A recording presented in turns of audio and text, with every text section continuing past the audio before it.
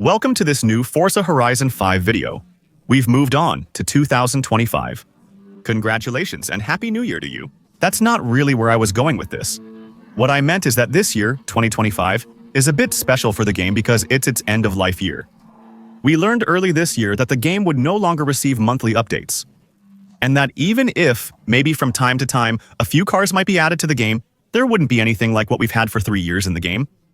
As a result, I think the list of the best current cars in Forza Horizon 5 at the beginning of 2025 shouldn't change anymore. There might be some minor changes if suddenly they really add a performance monster for us. But it shouldn't change more than that.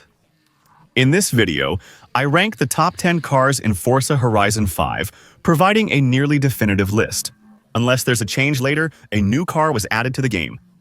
If you haven't played Forza Horizon 5 recently, this might interest you. Some people stopped playing the game shortly after its release in 2021 or 2022. But it might also interest you if you're among the new players of Forza Horizon 5.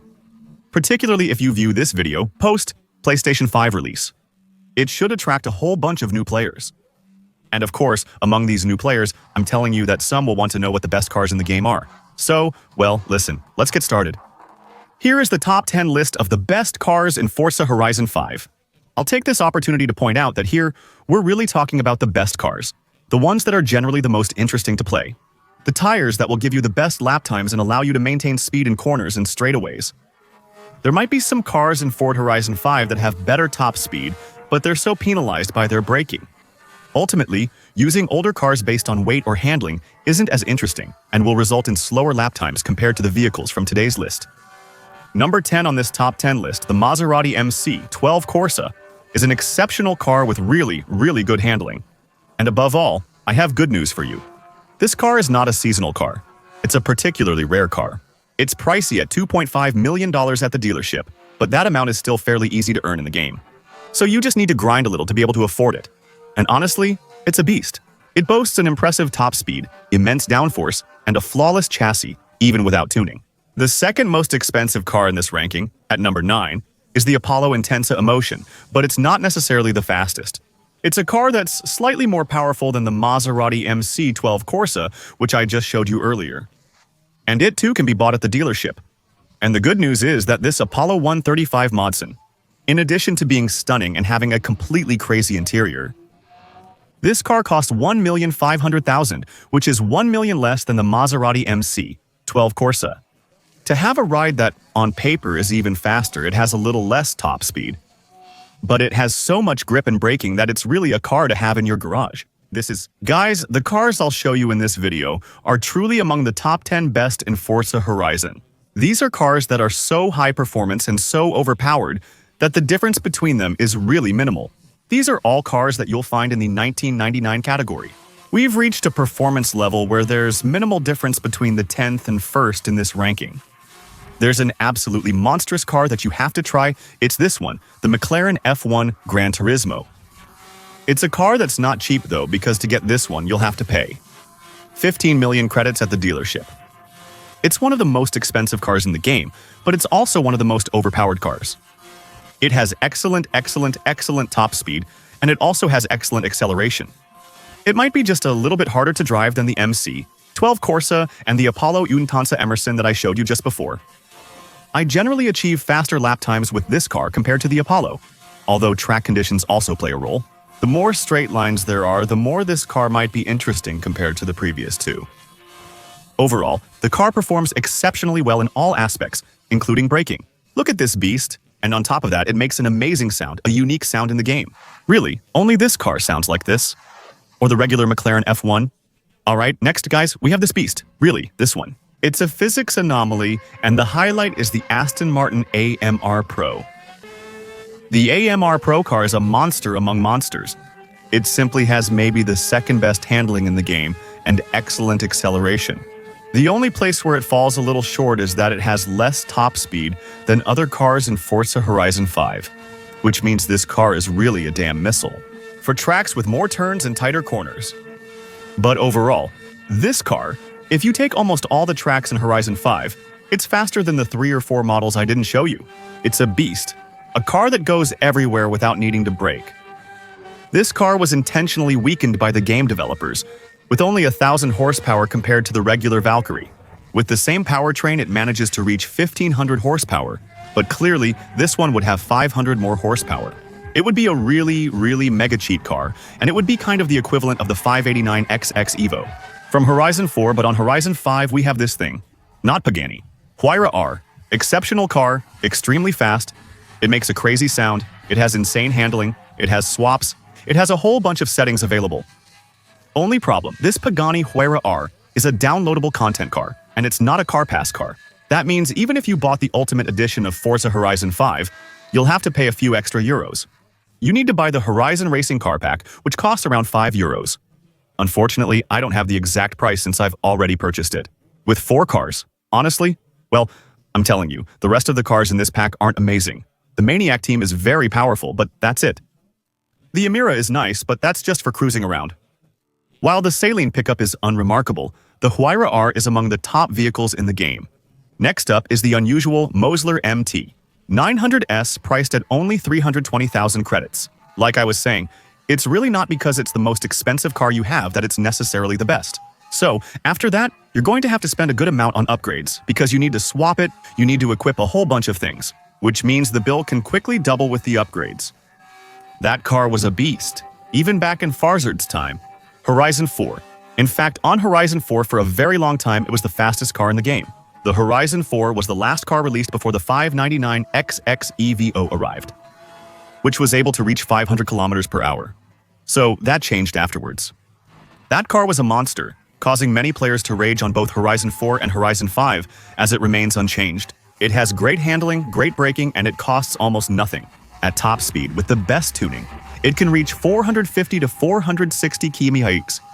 Next we have this.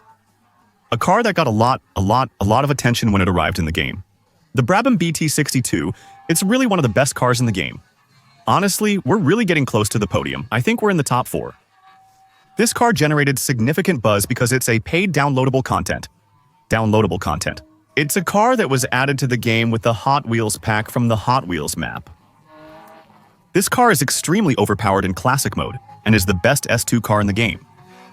The developers of Forza Horizon 5 have been criticized by many players for putting a top-tier car behind a paywall, adding a pay-to-win element to the game. Normally, in a game, that's not really acceptable. Otherwise, it really means that to get the best car in the game, you have to pay. That's what happened with the Brabham. It's not the best in the top X category, but in S2 it's a monster. You can see that in the footage. The car doesn't turn normally. When it comes to the physics, there's something about this car. It's not supposed to turn like that. But there are hidden modifiers in the game that make it have a really unique physics. We're approaching the podium with 3 incredible cars. I almost ranked them equally because they're all so amazing. They're each a bit different in style. For example, we have the Sesto Forza Edition, which is right here. This is a car you can get in the base game. To obtain it, you need some luck as it's only available through drops, wheel spins, or super wheel spins. It can't be purchased at the dealership. But it's a beast. It's one of the quickest and most manageable cars in Forza Horizon 5. It boasts remarkable grip, top speed, and acceleration, with constant overpowered performance. And on top of that, it has to be said, it's true. This car frequently appears in wheel spins and super wheel spins early in the game. You'll see it if you started Forza Horizon 5 this year, or if you're playing it on PlayStation 5. Early game wheel spins are overpowered compared to those obtained later in the game. And there's a very good chance that this car will drop in your first 10 wheel spin drops. That may or may not be true, but for many players, including me, it was. Moving on, we have this monster, which I also have. For number 3, I combined different styles. The Koenigsegg Competition Coupe Grand Touring. Wow, what a monster of a car. The car remained the best in Forza Horizon 5 for a long time, and was also one of the best in Forza Horizon 4 for a while. It has everything. It's not complicated. It has a lot of power, great acceleration, strong braking. It's very light, it's highly upgradable. You can swap it with the engine from the Koenigsegg 1.1. If I remember correctly. It boasts top speed, acceleration, and everything else you desire. It's an absolute beast. For me, this one is just a notch above the Sesto Edition Forza. But I know it really depends on your driving style and the kind of player you are. For some, the Sesto will give better results, while for others, it will be the Competition Coupe Grand Touring. We're discussing monsters here, as there must be one to rule them all. The F1 of Forza Horizon 5, the Bad to the Blade. There was a lot of drama surrounding its release. This car was in the same downloadable content as the Brabham BT62 discussed earlier, the best S2 car. This car is the best in the game, so it doesn't have a high top speed, which means that for drag races or certain tracks where you really need to have a huge top speed all the time, it's not ideal. It won't be the best. On the other hand, when it comes to handling, it's unbeatable in the game. It's the only car in the game that exceeds 3.2 in lateral Gs, meaning you never need to brake. Actually, the car goes everywhere, like an F1 from 0 to 300 kilometers per hour at 100% throttle. And even if on the straight you get overtaken by other players, who's going to come out ahead at the first corner? Anyway, you're going to catch up with everyone because you'll be going at 320, while they'll be going at 180 or 200. This car is a monster, especially in terms of braking. It's also unbelievable. And on top of that, it's true that it's pretty cool to have a car with a bit of an F1 style, if you can put it that way. There were rumors about F1 cars coming to Forza Horizon 5, but it never materialized. This might be for the best, as it likely would have disrupted the game's balance. F1 cars would have been the best in Forza Horizon 5, which would have somewhat ruined the game's balance. Open-world racing game with road cars. But here, it's true that you can really feel it's a beast. Those were the top 10 cars in Forza Horizon 5 in February 2025. I think this ranking will never change again, unless they suddenly add the Bugatti Bolide, Revolto, MC20 or something similar. This could potentially alter the ranking slightly, but it doesn't appear to be in the plans. I hope you liked this video. Please show your support by liking and subscribing. Obviously, if the game's meta changes later, don't hesitate to mention it in the comments, for those who come by in the future. Just so you know, I do live streams from time to time. Right now, I'm doing them a little less often. There are fewer activities in the games I frequently play. But just know that I'll start again when there are things to do in the games I like to play. Don't hesitate to follow me on Twitch and use Prime to boost the channel. And of course, also use my instant gaming link, which you'll find below this video. That lets you, as a reminder, buy your games for less. By giving the channel a little boost, I'll stop here. See you very soon. Ciao!